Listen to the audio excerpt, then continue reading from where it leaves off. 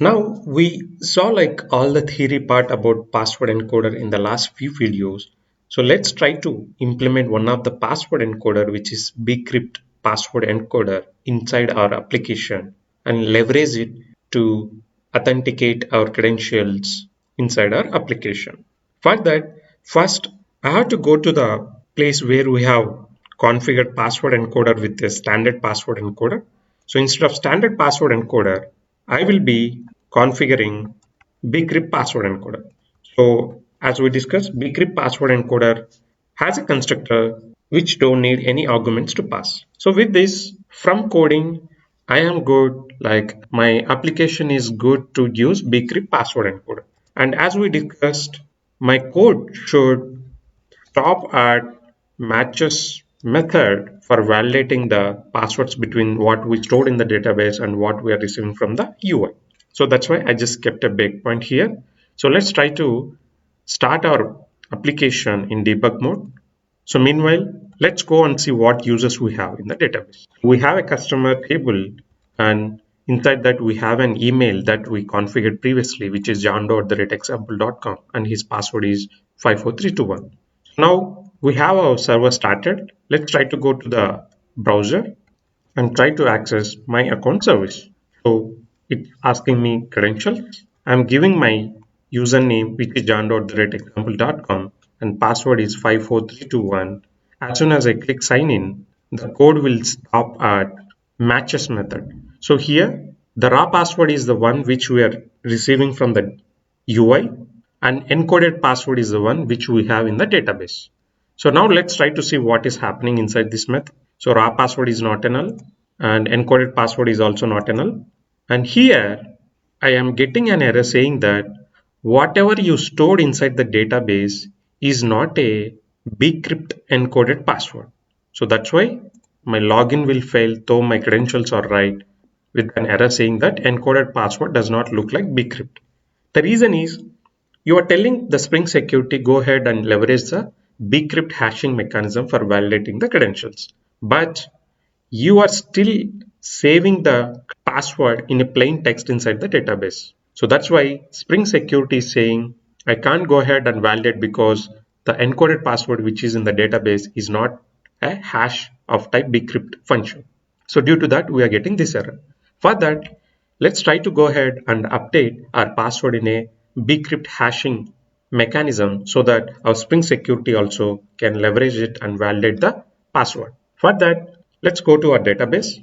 But right now we have a problem with our customer table because customer table password is of length 45 only. The column length is 45 only, but ideally we need more than that to store a hash value of a password.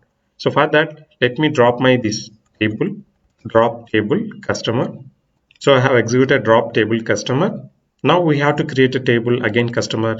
For that, let's go to our scripts location. Here I have a definition of it. Let me copy paste that. So here password length instead of 45, I'm just keeping it as 200 for safer side.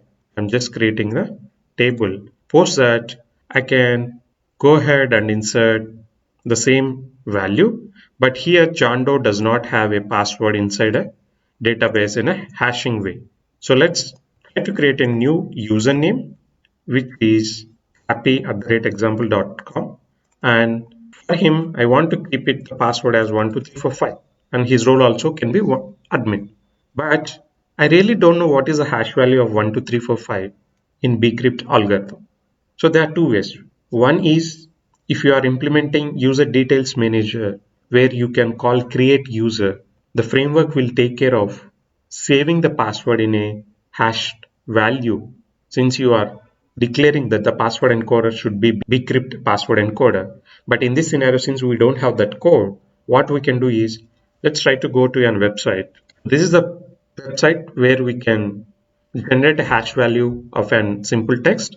So for that, I'm just giving 1, 2, 3, 4, 5 is my simple text, and rounds I'm keeping it as 12 because even in Bcryptor password encoder, the coefficient value that we used to pass in the second constructor by default it's a 12. So this 12 indicates that those many logarithmic times that my encoding has to happen. So as soon as I click hash, I got a hash value. I'm just copying it.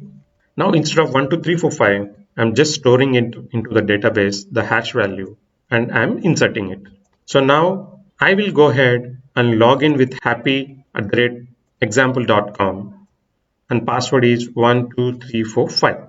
Now I click sign in.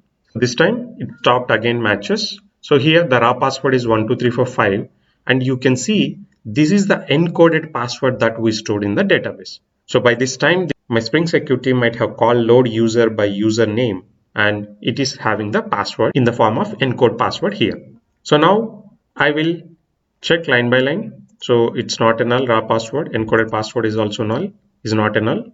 And my encoded password is matching with the Bcrypt pattern. Now, so this is the method where it will compare whether my plain text value and the hashed value is same or not. For that, what it will do is first it will take the hash value and it will call the hash password method with the password that we received from the UI on the salt.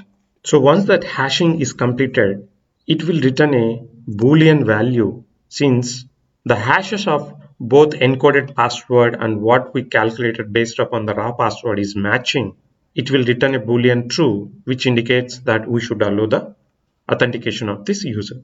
So that's why in the UI, this time we are getting the authentication response for my account service. So this is how we should configure any password encoder.